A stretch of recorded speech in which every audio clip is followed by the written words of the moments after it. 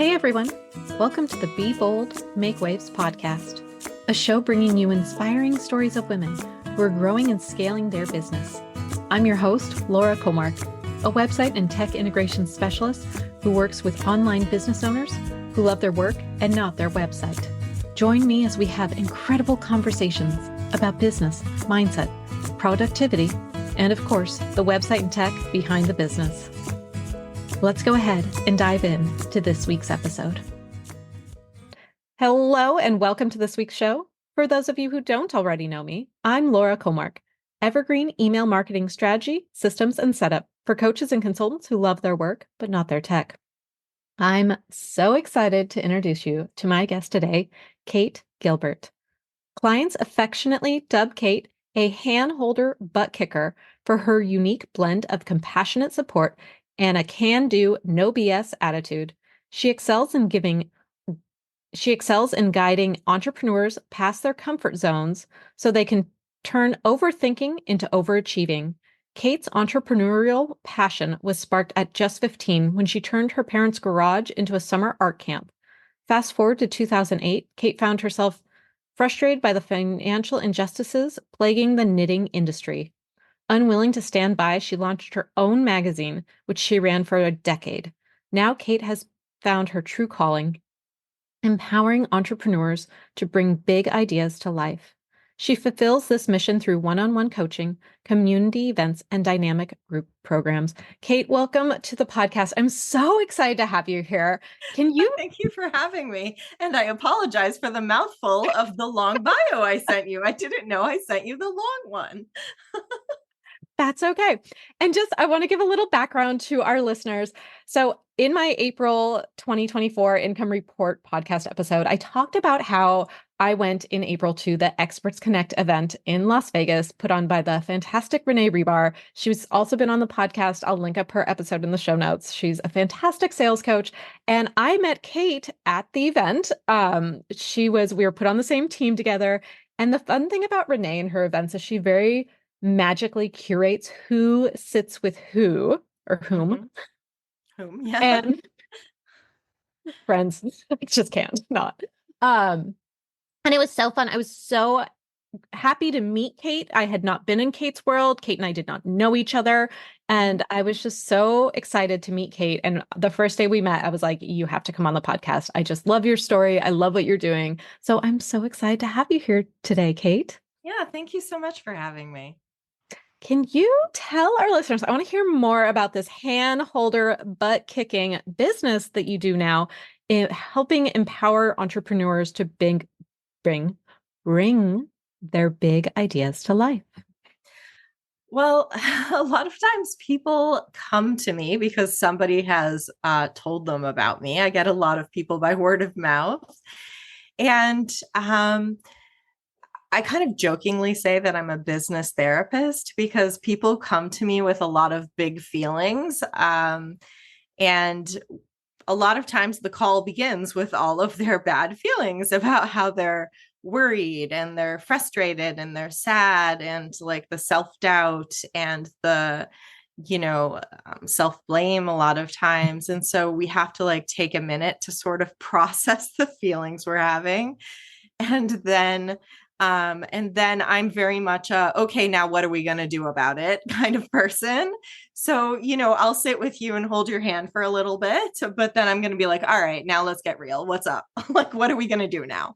So at that point, we make a plan. And, obviously that like varies a lot from person to person. Sometimes that's, I've started these 3 different projects and I can't seem to make up my mind. And I started this, and then I thought this other thing was a good idea. And I have like a 80% finished course that I'm making, but I haven't actually sold it to anybody and I haven't launched it. And so then I started doing this other thing. People come to me with all kinds of like lists of either ideas of things they want to do, things they've tried, things they've half tried a lot of times. And so I think I'm pretty good at looking at other people's chaos and indecision and helping them kind of get to the heart of it and figure out like what makes sense, like what is the next best move that's going to really help them reach the goals they have.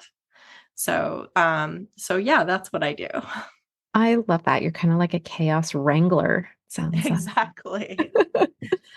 There was something that was mentioned when we were at Experts Connect. Tracy Phillips, who's also been on the podcast, I'll link that below.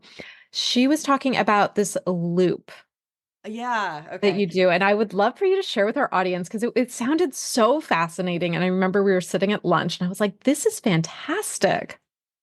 So I run a program called 30 Day Sprint, and I also do it with people in the context of VIP days. But the sprint program is a group program.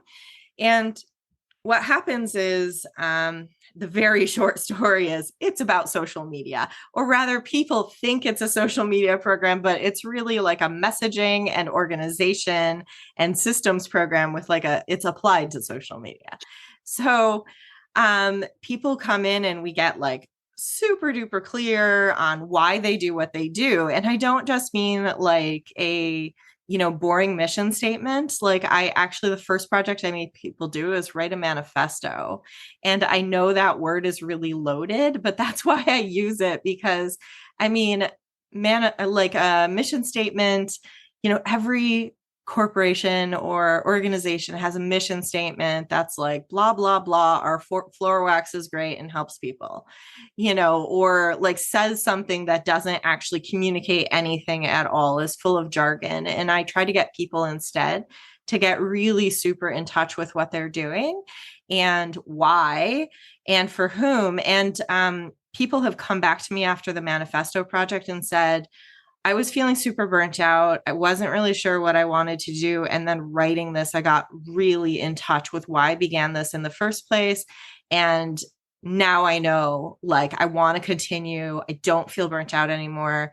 And I've had other people come to me and say, well, I was going to do A, but I wrote this and I realized I really should be doing B. So, it sometimes like we don't take a lot of time to like sit with ourselves and really consider that stuff. So, anyway, that's just the manifesto piece. But then what happens is I've created this like magical spreadsheet, basically, I call a toolkit.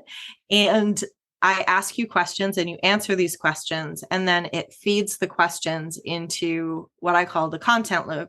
And it is a social media plan for you. It's 70 posts that are built from your answers to those questions. And then, so, like an example I give in my demo toolkit is like, I have a pretend yoga studio in my pretend toolkit. So for example, like the first time I go through my loop, if I come to the prompt that says yoga's for everybody, I may address that by saying, like yoga's not just for like, your stereotypical skinny yoga lady. Like yoga is for every kind of body shape. And then the next time I come to that post, I can like, because we do it in a loop. And the next time you go through the loop, and you come to that again, you get to decide, okay, do I want to post the same thing? Like, how did it perform last time? Do I want to post something different? Do I want to like change the graphic? Do I want to change the text? Or do I want to completely shift my my way of approaching that idea? And so, for example, I could say yoga's for everybody. We have classes for seniors, for example, would be the way you would approach it another time. So what happens is you're building up this like library of assets. And I also teach you how to like, create, like do all of your photography in a super organized way so that you have everything you potentially need each time you do it. You're never like, oh crap, I wish I had a picture of this. And we try to use everything we create to like its max potential. So, and then we repurpose. So yeah, so it's 30 days like going through this program, and that's the very long answer for what the content loop is. I love that. I loved so much when you were explaining it to us at lunch. I'm like, this is brilliant how you're doing this. And I love it. And it's fantastic. And I'm excited to hear more about it as we continue on in our friendship. Yeah, nice. I do have a very close friend who's in your program right now. And so Oh, okay. No, you know this. You Oh, know this. Caitlin. Yes, of Caitlin. course. Yeah. I was You like, know this. who? Of course, of course. Yeah. We were So, all together at Experts Connect, just so the audience is like, huh? yeah. So, how did you end up kind of doing this pivot from the magazine? I know Mhm. I'm kind of going back, but I was excited No, about it's fine. the It's fine. how'd you end up doing the pivot from the magazine to being this, this online therapist almost for businesses who want to talk about the big feelings and then get a kick in the butt to get stuff done? Well, so I ran my magazine for 10 years, and toward the end, I was feeling a bit burnt out. And there were like a number of reasons I had to just like leave the business. I just couldn't do it anymore. And so at that point, I sort of took a break, and I honestly wasn't really sure what to do with myself. So I took a little detour and I baked very fancy cakes and sold those for a while. And then when the pandemic hit, what happened was friends of mine who had, like businesses where they were teaching things live or doing things live started calling me and being like, I don't know what to do. How do I go online? I never post. How am I supposed to post? How am I supposed to do this thing? And so I realized at one point, my first friend who called me about things was like, why aren't I paying you for this? And I was like, oh, okay, yeah, let's do that. And I realized that was like my favorite part of the week each week. I was like, I had a four fifths job at a university at the time doing admin work, and that was fine. But I realized this was my favorite thing to do each week. And so I started kind of getting the word out, and people started hiring me for this and recommending me to someone else for that. And people would say, can you do this? And I would say, sure. A lot of times, or no, I won't do that. Like I decided pretty quickly, I did a website for my cousin, and I decided pretty quickly I was never going to design websites. So I love that. What were some of the fears and doubts you had? Just kind of, I mean, that's kind of a big pivot going from cakes to this thing that you really love and are really good at, but that imposter syndrome, like it rears its ugly yeah. head. What were some of the fears and doubts you had? Well, I mean, having run my magazine for 10 years, I mean, I founded it. I brought on partners at two different points. But most of the time I was by myself and I had people working for me. So I was used to running an entire business on my own. And I mean, not on my own, I had people working for me, but I was used to kind of being in charge of it all and seeing how all the parts fit together and all of that stuff. So I mean, yes, I took a detour via cakes, but I think it's really, I've just been an entrepreneur at heart pretty much my whole life. And, running the business for 10 years, I really wish I had had somebody like me. And I think like once in a while, it still bumps me out, honestly, to think about the magazine. It's still like it felt like my second baby. Yeah. And so I still feel a little sad about that sometimes. And I think like, wow, if I had had somebody like me who could have like helped me get over that hump when I was feeling really burnt out, or who could have like helped me find the right people to take the next steps, then I might have made some different choices and I might have been able to like really do all the things that I wanted to do with the magazine. And instead I got really stuck. So I try to be the person that I wish I had had. And I think like I have enough audacity to think like, oh, I can do this thing and you can do this thing too, like most of the time. I mean, everybody who comes to me is very smart about the things they do and they're very passionate about why they do it. I seem to attract people who have a bigger picture of like the world and what they think the world should be and how they think they can help create a better world. And like nobody's coming to me like selling bow ties or scamming the elderly out of money. So, I've never had to say to someone, yeah, no, I'm not going to help you do that. So What part in their business journey are people usually in when they come to you? it really varies, honestly. I get a lot of people who they're far enough along in their business that they're doing okay, but maybe they're starting to, when you hit that kind of plateau sort of Mhm. part where you're like, oh, is this worth it? Should I keep doing this? Is this a thing? And you start, all the doubts start to creep Mhm. in. Sometimes it's there. Sometimes it's further along, and people who come to me for sprint come at any point. There are people all over the spectrum between like just beginning and a lot more established. Although a lot of times the people who are more established will opt to do a VIP day with me instead.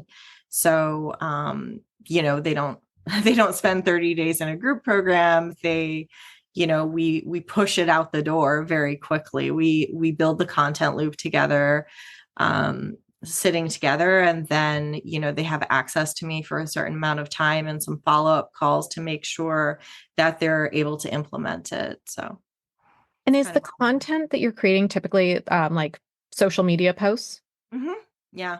And then Although, depending on the person, that can really mean lots of different things. I mean, it can mean my program is platform agnostic. My program is not an Instagram program. A lot of people are on Instagram, but it is not an Instagram program. I've had people who are on LinkedIn. I've had people who are on YouTube, and then also because I work really closely with everybody, and I'm I always say, like, I won't let you fail. Like, if you want to drop out, if you want to stop participating, you got to work really hard, because I'm really like in your DMs, like, hey, what's up? How's it going?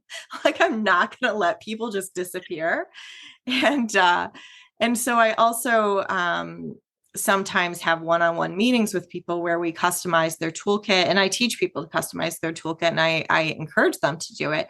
And we modify them so it works for whatever their case is. If they're speaking to different audiences on different platforms, or if they are speaking to similar audiences on multiple platforms, or integrating it with like their blog posts or their emails, there are lots of ways to set up the system and customize it to work for you. oh, I love that. How did you come up with the idea for this like toolkit spreadsheet, like on steroids, that like you put things in and it like spits things out, which like that's what you're supposed to do with, Yeah. Excel or Google Sheets, but like it's cool when you can put that together. I just love spreadsheets. I don't know. I mean, I think part of it is having been a knitwear designer. Like, I spent a lot of time in spreadsheets. It's all math and logic and that kind of stuff. And so, if I'm going on a trip, you should see my spreadsheets. So it's just something I do naturally. And it seemed like it was an easy solution that didn't really involve programming. Mhm. My programming skills are very rusty. And it was a simple way to build something that anybody could use and we could share online, and I could see things they updated. So it seemed to be like the most, low tech, easy solution. I love a good spreadsheet. Like you're speaking my love language right there. Yeah. And even people who are afraid of spreadsheets like make it through. They're not like that terrified. They figure it out. So, Yeah.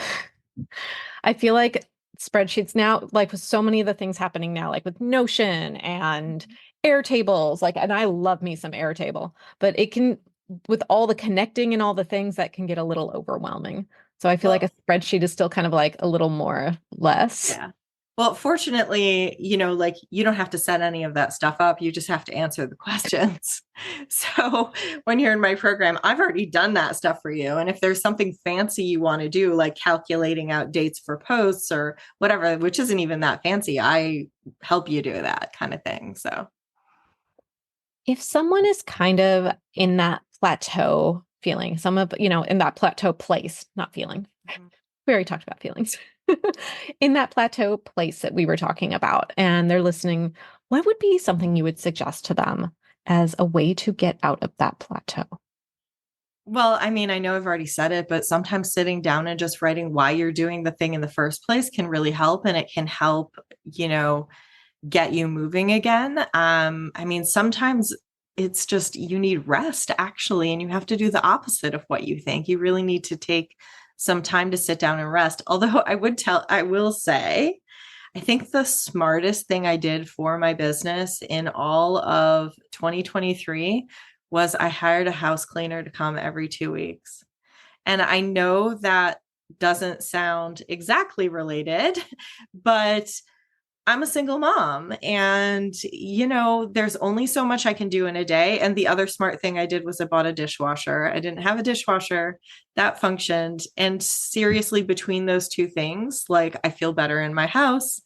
It takes me a lot less time to keep things in order.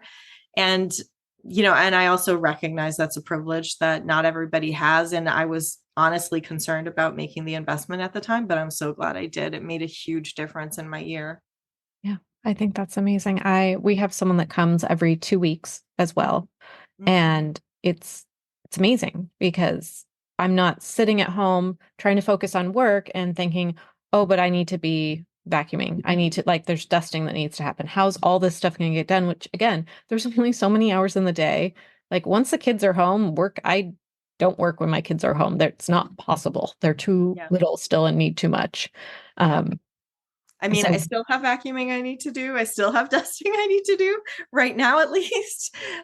But, um, somewhere along the line, I realized that if my house was in chaos, then I had a really hard time sitting down and concentrating. mhm, Um, so I think the other thing I did for my own productivity was I started to do a lot of co-working within the last few years. And at certain points, I've had friends who I met with almost every day to just sit and do the work together.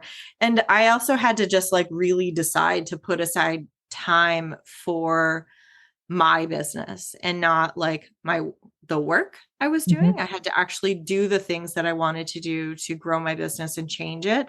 And also that also meant letting go of the stuff that I had already done. I at one point last year I reshot a bunch of the videos for my program, and I still sit around thinking like, oh, they're not good enough yet. Like I could do them better, but I've had to say like, okay, come on, Kate, hold on a second. Like they're really fine. And are you just like reshooting them would be a comfortable and easy thing for me to do rather than maybe working on other things that would be more useful to me? yep, the uncomfortable stuff that we put off doing and instead do the re-recording of the things and the other tasks that again, they're on the list, but the income producing tasks are the things that sometimes I know I put off at times. One of the things I did last year that was kind of a game changer for me is I implemented a CEO week on my calendar. Oh, wow. And so it actually blocked that week off in, Google Calendar, and which then in turn blocked it off of my Acuity. So I had 1 week every month, and it was the first Monday through Friday of the month. So sometimes it kind of fell like Okay. the second week of the month if Yeah. the week started not on a Monday. Right. And it was amazing. It Mhm. it blocked off my calendar so I couldn't have podcast interviews scheduled. I didn't have any discovery calls. I just had a week without calls, and I was able to either really focus on my business during that time. Oh, I wow. I also found sometimes that like I had a client project that just I needed quiet space to not again have that like interruption of different calls, Zoom calls that like it kind of breaks your concentration. Not kind of, it Yeah. does break your concentration when you're in a flow. And so that was a game changer for me last year. Yeah, I tried to implement some things like that.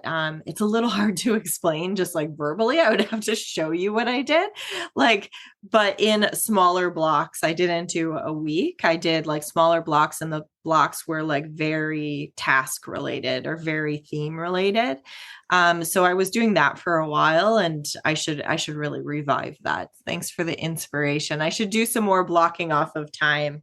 So Yeah, I was realizing as I was thinking about the CEO week when you were talking, I was like, oh, that's what I was doing that really kind of changed things. At some point, it wasn't making sense because I had other time off scheduled and then like my calendar was just filling up or yeah. not able to fill up because those weeks were blocked. And so I turned it off at some point this year. And I probably need to go put it back on just to, again, try to block off some time to just have the space to sit in my business and think about my business and be focused on my business. Yeah. And I think also when you have that connection to your purpose and all of that, it's easier to just get things done. It's when you start to spiral a bit, and that imposter syndrome can sink in, or that self-doubt, all that stuff, then it's really hard to like force yourself sometimes to get those things done. But I always feel like getting something small done helps me get more things done. And I've Mhm. seen this also, um, with my clients, is like, okay, we make a plan, and then it's like momentum. They need to like, it's hard at first to get the wheels turning and to get moving, but then once you do, like, you start flying down the hill. I love that. Yeah, I had a coach I worked with a few years ago, and when I was in a place where I was very overwhelmed. I had all the balls in the air, and I'm like, I just don't know what to do, what to start with. And she was very good at like getting me focused on like, okay, here's what makes sense. This is what you need to be working on, and we're going to break this down into the most mini micro Mm-hmm. task possible. Mm-hmm. Because if it's something you're avoiding, and it's like, write the first chapter of my book. I don't have a book, but this is an example. Yeah. And you Yeah. can't do that. It might be as simple as just open a Google Doc and give it a Yeah, title. it's I don't know if you read like Atomic Habits, but it's why um the idea is like at 9 o'clock each morning, I'm going to put on my sneakers. It's, you decide to put on your sneakers, not I'm going to go for a 5 mile run. It's I'm going to put on my sneakers.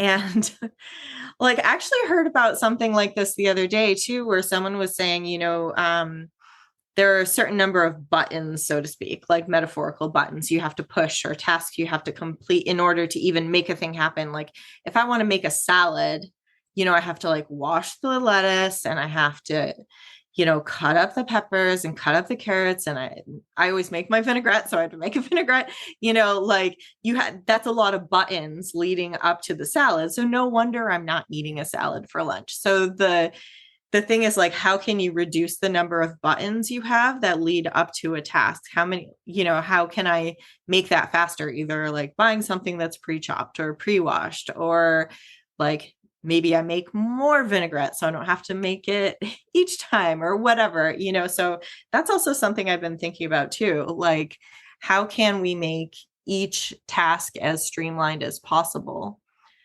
so that you aren't, overwhelmed just by getting started? I love that. I mean, we started going back to the food analogy.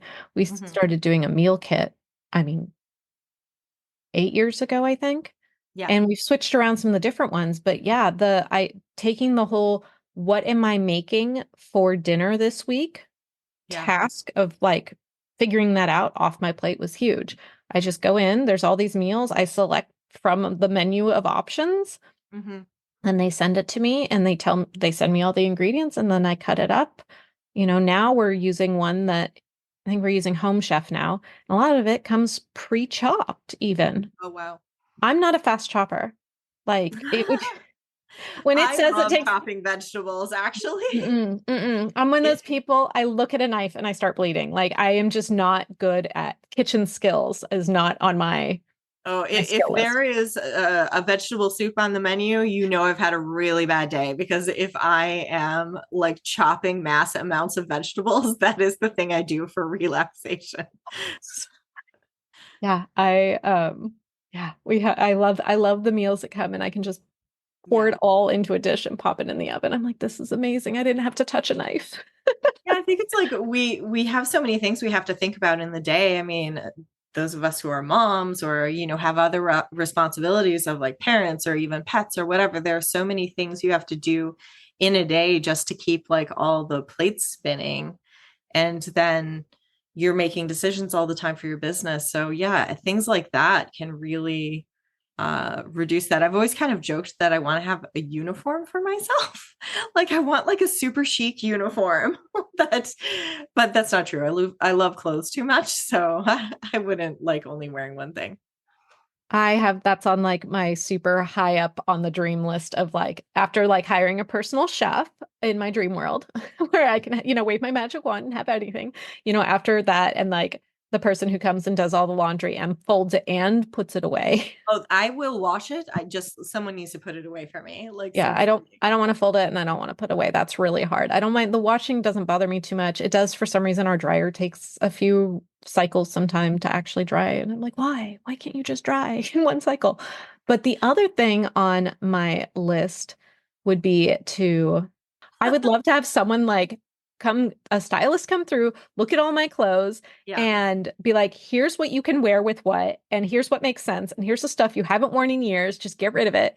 And then like kind of like the Cher from Clueless closet. And I could just, Yeah. it would tell me what to wear each day. I'd be like, I feel like wearing this shirt. And Actually, I mean, that's really a doable thing. I mean, I have a friend I'm very fortunate that she's a good friend of mine, and um she came to my house, and she calls herself a chaos counselor. Actually, that's the title she's come up with.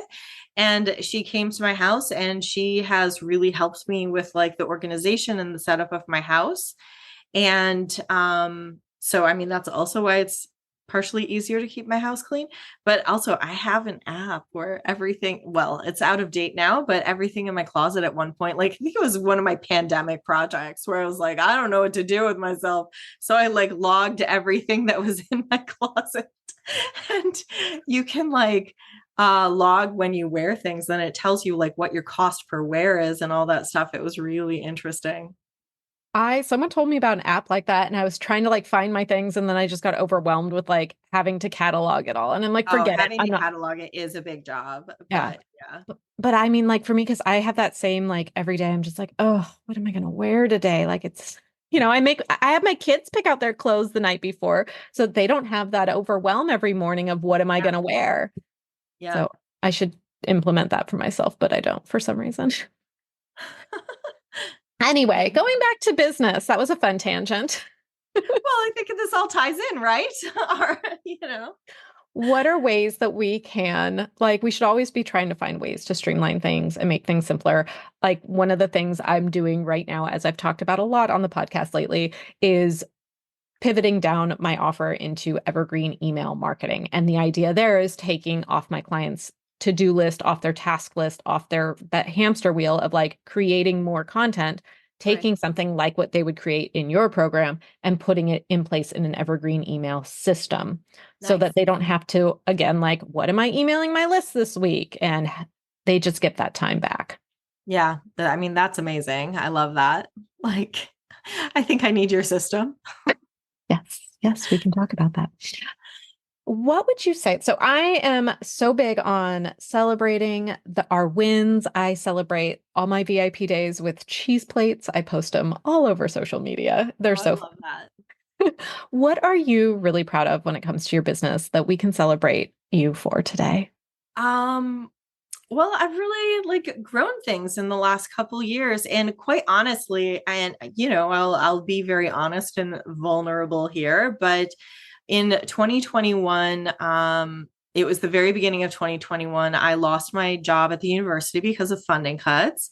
And my boyfriend, who had been living with us for years, moved out the same week, and I was left in an apartment I couldn't afford with my daughter, who then went through some cyberbullying. And the first 6 months, I got to tell you, the first 6 months of 2021 were like the worst, the absolute worst. And I look back at then, I was already starting to try to, grow what I'm doing now. And I stuck with it, and I'm here. I survived, and I'm like making a living. And and I love what I do. I'm really happy doing what I do, and I feel like I've really finally found my calling. I mean, I loved my magazine, and I had, you know, I really felt that it was important, but what I'm doing now just feels like such a good fit for me. Like I'm happy every day to like sit down at my desk. It's kind of wild. I love that. I know I feel like I've been doing this online business thing for a really long time. And I feel like I'm always still like trying to find that thing that I do because I do a lot of things. And that was Mhm. kind of what was stemmed behind my business coach being like, you need to niche and you need to niche right now. Well, she would probably tell me the same thing, honestly. But I also like giving myself the flexibility at this point to be able to explore. And, who knows? Maybe I'll niche down, maybe I'll shift focus a little bit. But yeah, I like having kind of the room to play and explore and meet new people and try new things. I love that. I could sit and talk to you all day, but we are getting close to our time. I don't know where the last hour just went. Flew out the window. But I do have one question I ask everyone who comes on the podcast, and that is, what is one piece of advice you would give someone when they are growing and scaling their business to help them be bolder, be louder, and make waves? Don't be your own bully. So I think that a lot of us, and I deal because my program is about social media and I'm constantly talking with people about how they feel about social media and their social media. I see people do this all the time. They are bullying themselves. I hear, I'm afraid of public failure. Like, I don't want to show up and talk about what I'm doing because I'm afraid people will see me fail. And I'm like, okay, but you got to show up and talk about what you're doing so you cannot fail. But also the thing is, I think the reality is that more people are rooting for us than we think Yeah. they are.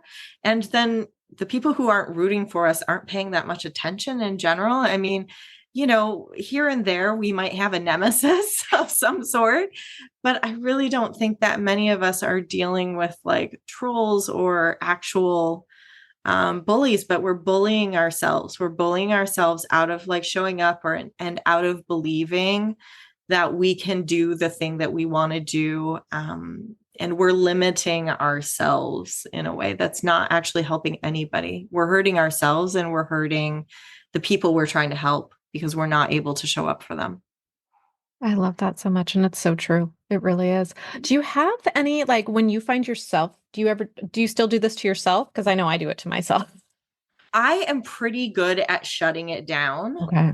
Usually, if I spiral, it's a pretty big spiral, though. Like I'm pretty good at catching myself when my thoughts start to go in that direction. For example, like each time I launch my program, of course, I start talking about like social media and doing better on social media, like on my social media. And then, of course, my entire feed is suddenly filled with people who are like coaches who are doing nobody's doing quite what I'm doing, but similar stuff to what I'm doing. And if I were to, look at their numbers or I could think like, wow, they must be doing really, really well. And there were so many people doing this. Why am I even doing this? But the reality is, I don't know how they're doing. You just don't know how they're doing. And so I've gotten pretty good at shutting down that conversation immediately with myself. I don't want to be my own bully. And I also know that I am helping people. I know my program's really good. I know that the people who go through it are happy and that my completion rates are like out of this world compared to the industry standard. And so I remind myself of those things. And also, when people send me like a nice text or a nice email, I have a little folder on my desktop called Gosh Darn It, People Like Me. And I throw screenshots in there. And if I'm feeling really bad, I'll start to go look in the screenshots. I'll be like, okay, yeah. I need to keep going. Oh, I love that. Thank you for sharing that. Yeah. Can you tell our listeners where they can come find you, where they can hang out with you, find out more about your program, all the things? They can find me on kategilbert.com, and right on my homepage, there is a freebie if you'd like it. It's called the Content Creation Roadmap. I've been told I should really take it down and sell it instead, but I am not yet. So get it while it's hot. And it takes you through like all these ways of streamlining your system so you can create content faster and then get more out of each piece of content and each like photo you take, each asset you have. And you can also find me on Instagram it's at Kate GI, like the first two letters of my last name. And my name is so common, I can never get like my actual name as a handle. And I'm on LinkedIn. I'm pretty easy to find, I guess. I'm Kate Gilbert and I'm in Montreal, if that helps. Wonderful. I will link all that up in the show notes. Kate, thank you so much for coming on the show today. I Thank just you for loved this having me. conversation. I'm just sad you're on the other side of the continent. So like I can't have lunch with you. I want to participate in the cheese plate, Yes, we will do that. virtual cheese plate. Virtual cheese plate. Well, thank you again. This was great. Thank you. Thanks so much for listening to this week's episode. Be sure to check out the show notes at lauracomark.com/podcast. And if you're ready to turn your website into a marketing machine, get more sales, save time, and simplify the back end of your business, grab my free resource, Power Integrations for your website. Head on over to lauracomark.com/power. If you enjoyed today's episode, make sure to subscribe. And also, I'll just love you forever if you leave me a review. It helps get this podcast in front of other people that can help inspire. Thanks so much for listening. I'll see you next week. Bye now.